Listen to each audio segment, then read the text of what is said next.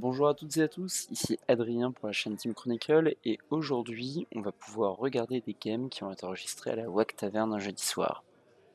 On a donc Akiri Silas, piloté par Falacre, contre Isamaru, piloté par Romain Chassagne, qui a récemment fait top 8 à un zap.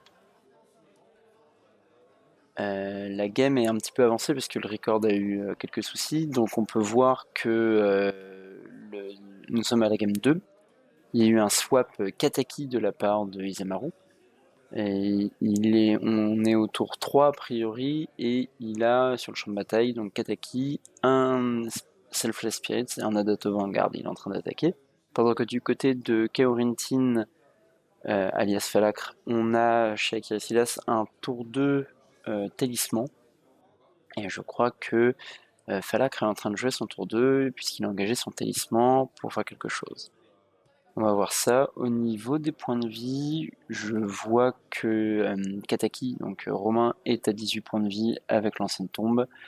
Et Falacre semble être à 16 points de vie. Il a dû prendre 2 attaques, une de Kataki et une de la Dante Vanguard. On a donc ici un enchaînement de cailloux et de fetch pour développer la mana. Je pense que ici l'objectif de Falacre va être de poser Kataki devait poser Akiri assez vite pour proposer un bloqueur efficace contre les assauts de Romain. Le problème c'est que Kataki va rendre très difficile l'entretien de ses artefacts. J'imagine qu'on verra un anti-bet placé à la fin du tour de Romain sur son Kataki pour permettre à Falacre d'un tap avec tous ses artefacts. Donc les joueurs finissent de mélanger après le fetch et je pense qu'on va avoir un play pour 2. Est-ce que ce sera un autre caillou ou est-ce qu'il garde de la mana pour par exemple une Lightning Helix, ce qui sera un bon play? Oui et non, parce qu'en fait il y a ce Selfless Spirit qui pose problème. On pourrait aussi voir un spell de défausse pour éviter, pour arrêter un peu le flow suivant. Et donc pour 2 mana, non, ça va juste être Akiri pour tenir en échec ce board. Alors, il est suivi d'une Mox et d'une Spellbomb. Donc on a déjà une Akiri qui est 4-3, initiative vigilance. Ça va permettre de tenir en respect donc le Kataki et la Danto Vanguard. Il n'y a que le Selfless Spirit qui va pouvoir attaquer raisonnablement.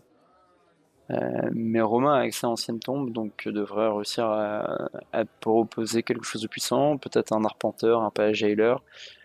Donc on voit le Château d'Eiganjo qui pourrait permettre à Kataki d'attaquer, non puisque Akiri est déjà 4, et effectivement c'est un Planeswalker, donc c'est Elspeth qui va donner vol, je crois, à Kataki, ce qui lui permet d'attaquer. Si jamais la Danto Vanguard est bloquée, je pense que des points de vie seront payés.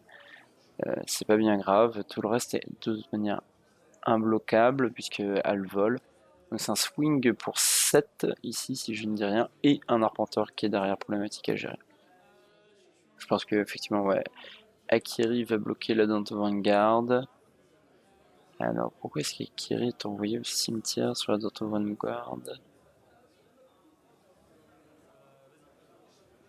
Il attaque que à 2-1 si je dis pas de bêtises. J'ai dû louper quelque chose. Un boost peut-être ou quelque chose, je ne sais pas. Donc on voit l'entretien, l'effet de Kataki. On a Falacre qui est obligé de dépenser beaucoup de mana pour maintenir ses artefacts en vie. La plupart de ces artefacts étant des artefacts à mana, ça contrecarre un petit peu son play, et malheureusement cette Mox fait pas de mana, donc elle va certainement être sacrifiée, puisqu'il faut un permanent légendaire pour qu'elle produise de la mana. Effectivement elle est sacrifiée. Falacre pioche, on n'a pas la chance de voir les mains, mais c'est une balance. Aïe aïe aïe, il a dépensé beaucoup de cartes de sa main pour jouer donc les cailloux, et là la balance va faire du coup au moins les 3 morts côté romain, puisqu'il va devoir sacrifier ses créatures. Par contre, carte en main, je ne sais pas, je pense que Romain va devoir défausser une carte. Et sacrifier un terrain, ça c'est sûr. Le problème de cette balance, c'est qu'elle va pas gérer Elspeth, qui est un vrai problème, parce qu'elle va tout de suite reposer une menace, et que ça n'empêche pas Kataki de revenir tout de suite en payant la taxe via l'ancienne tombe. L'avantage côté Falacre, c'est qu'il y a cette spellbomb rouge qui peut shooter Kataki. Le faire passer à 6, c'est quasiment le rendre injouable, parce que passer un tour complet pour que l'adversaire paye un petit peu de mana, c'est pas bien. Mais je pense que le mal est déjà fait côté Kataki.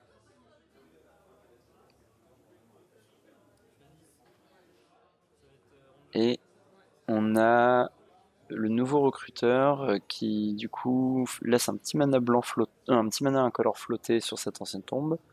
Va chercher une carte de créature à 1 mana. Qu'est-ce que ça peut être? Une Giver of Runes peut-être, qui aurait l'avantage de donner protection contre Akiri et permettrait de passer. Ça peut être aussi une étudiante de la guerre pour développer du board, ou simplement Isamaru, mais je vois pas trop Isamaru venir à ce moment-là. Je pense que ça va être Mother ou Giver of Runes. Je rappelle aussi que cette carte va pouvoir être sacrifiée par Romain. Donc voilà, c'est la mère des runes. Donc cette carte va pouvoir être sacrifiée par Romain pour faire passer le tour à l'adversaire. Et du coup, il peut pas rejouer Kataki. Ouais, non, c'est ça. Il peut pas rejouer Kataki malgré le mana qui traînait à cause de la taxe de commandement. Je pense qu'il va passer le tour. Non, il pense bien à faire un effet d'Elspeth, donc il va y avoir un soldat ou de créer. Et en fait, voilà, on vient de prendre balance, mais on a déjà reposé du board avec une créature d'au moins aussi bonne qualité, donc Adant Vanguard remplacé par Mère des Runes. Un token qui est vraiment pas très bien. Par contre, ce sergent Capitaine Deos, qui peut être sacrifié pour faire globalement Time Warp sur Antoine. On a la chance d'avoir des joueurs qui ont leur jeton de créature, ça permet de mieux suivre la partie. Donc là, la question se pose. Il faut gérer cette Elspeth côté Falacre, parce qu'effectivement, ouais, elle a un ulti, il me semble qu'il est à 8. L'emblème qui dit que ces permanents vont être indestructibles, ce qui va poser de gros problèmes pour la suite.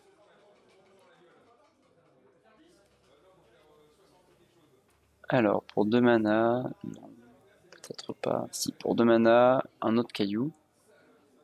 C'est souvent ça pour 2 mana. Et là, du coup, une Spellskite. Spellskite qui va pouvoir dépenser de la mana bleue côté Falacre pour changer la cible du +3/+3 vol de Elspeth. Et ainsi forcer à faire en fait des jetons. Alors, qu'est-ce qui se passe ici côté romain? Alors côté romain, on est un peu embêté parce que Mère des Runes est beaucoup moins bien que Giver of Runes dans la situation, parce qu'elle n'empêche pas le Spellskite de bloquer. Il a peut-être fallu la prendre. Le problème, c'est que Giver of Runes ne se protège pas elle-même. Après, il y a peut-être la crainte d'un removal. Je pense cependant que s'il y avait un removal actuellement, il serait posé sur ce Ranger Capitaine ou sur la suite. Donc effectivement, là, Elspeth refait des tokens. On pose les terrains côté romain, et là, il y a la question, est-ce qu'on peut rejouer Kataki? Est-ce qu'on tourne autour d'un contre? Le problème, c'est que Kataki, s'il est joué, disparaît instantanément à cause de la spellbombe rouge, dont on n'est pas protégé par Mère des Runes. Je pense que c'est vraiment là la grosse erreur de Romain, ça lui coûtera certainement la partie. Mais il a les 2 manas de Leganjo, enfin le mana pour Leganjo Castle et pour prévenir 2 blessures, ce qui compense un petit peu de ce côté-là. Le problème, c'est qu'il a l'air de s'engager pour jouer autre chose. Qu'est-ce que c'est? C'est un Smuggler Copter. Alors lui qui fonctionne super bien à travers les Vras. Mais voilà, et donc c'est la Spellbomb qui tombe sur Kataki, mais je pense qu'il fallait de toute façon faire tomber cette Spellbomb. Un Smuggler Copter qui va permettre à Romain d'arrêter de piocher des terrains, ou tout du moins d'essayer de les transformer en carte active. Mais il y a toujours ce Spellskite qui empêche Elspeth. La partie a l'air quand même très bien engagée côté Romain. Il y a du board, il y a un Planeswalker, il y a une créature qui est très difficile à atteindre. L'interaction entre Elspeth et le Smuggler Copter est très bonne. On peut faire un token qui va tout de suite piloter le Copter et aller attaquer. Ça swing pour 3 au vol, donc Spellskite peut pas intervenir.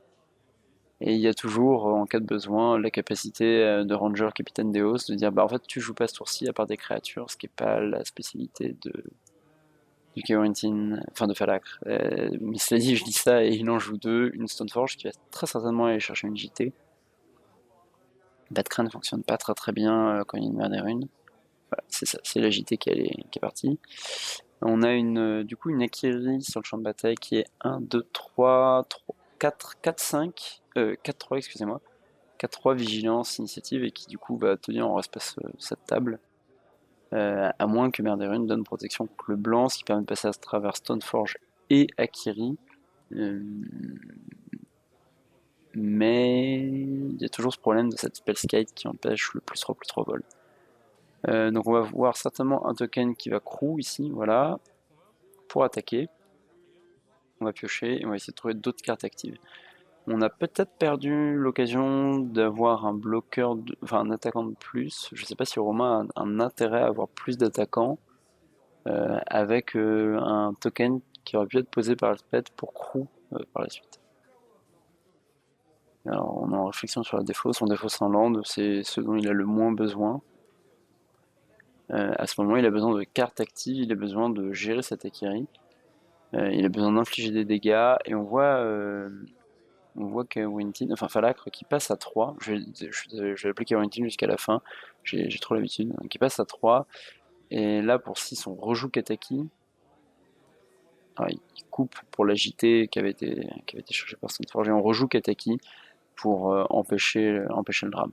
Mais en fait, le drame, c'est cette JT. Le drame, mais la Mer des Runes va super bien fonctionner contre la JT en donnant protection contre la couleur. Voilà. Donc les marqueurs n'auront pas lieu parce que les dégâts seront prévenus. C'est assez dramatique. Je pense qu'on va avoir très rapidement une concession de Kawintin s'il n'est pas capable de gérer cette situation.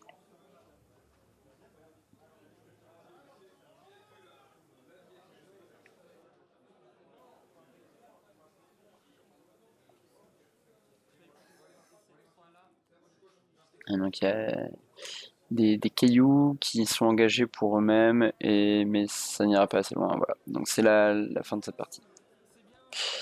Félicitations à Romain qui a su gérer. Je pense qu'il y avait effectivement ce petit échange Mother-Giver qui aura peut-être été un tout petit peu meilleur. On se retrouve tout de suite pour la troisième partie. Donc les deux joueurs vont mélanger leur paquet, chercher leur mulligan, etc. On a l'habitude d'avoir des board state un peu bordélique avec Kawintin. Bon, là on voit le général de la game précédente qui est encore avec son marqueur, des dés partout, le token belette, il représente l'équipe, ça fait plaisir. Et on peut voir sa main avec des cartes sans dessus-dessous. On voit une Winter Orb qui est vraiment pas le genre de carte qu'il veut avoir dans le match-up. Parce que c'est pas en général lui qui va avoir l'ascendant sur le champ de bataille. Alors du côté de Romain, c'est un mulligan.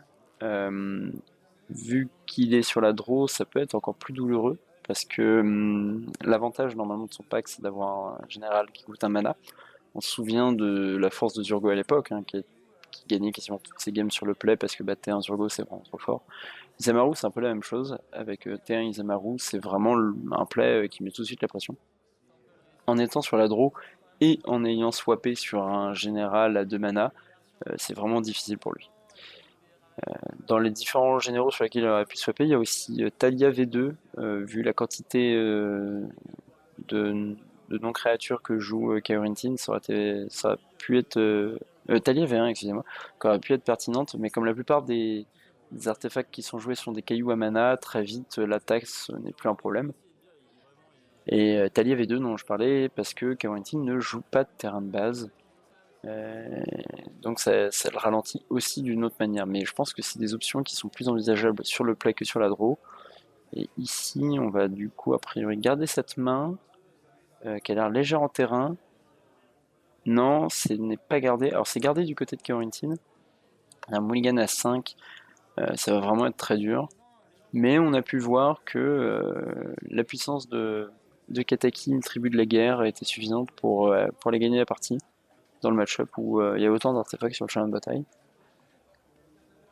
Donc les joueurs mélangent, on apprécie ce shuffle ASMR de Romain qui est très agréable à regarder. C'est un pilote qui a réussi à emmener le Isamaru en top 8 au dernier zap. Vous pouvez voir ses listes donc sur MTG Top 8. C'est un excellent pilote qui nous vient de Normandie et qui a pas l'habitude de jouer Commander, mais qui aime beaucoup le format. J'ai pu discuter avec lui du coup ce jeudi soir là. Et il aime beaucoup le format, notamment par le swap qui compense un peu l'absence de side et le fait que les games ont du mal à se ressembler. Alors cette fois-ci, a priori, c'est un keep. Malheureusement à 5, qu'importe la main, je pense qu'il faudra garder à moins qu'il y ait vraiment 0 terrain. Mais bon, l'hésitation se fait sentir sur la deuxième carte, la première était assez évidente a priori. Et voilà, la partie peut commencer. Et c'est tout de suite, oh là là, ancienne tombe sur un caillou. Donc c'est vraiment le pire play qui puisse arriver à Romain, qui a même pas de T1 de son côté. C'est que là, tout de suite, Kaorintin a accès à beaucoup trop de mana et peut faire beaucoup trop de choses.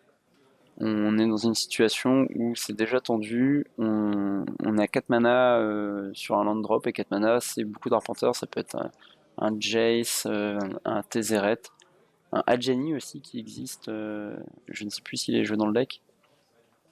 Bref, on a accès à beaucoup de choses, et ça peut être aussi Caillou dans Akiri. Bon, le problème c'est que Ancienne Tombe utilise très mal sa mana pour Akiri normalement, mais comme là le premier Caillou est un cachet, enfin un signet, ça permet de filtrer cet incolore dans la mana color. Je crois qu'on a une réflexion du côté de Kaorintin, il s'attendait peut-être à voir un T1 et à garder une main avec un removal comme une Fatal Push ou une Foudre, et une réflexion sur qu'est-ce qui va être joué.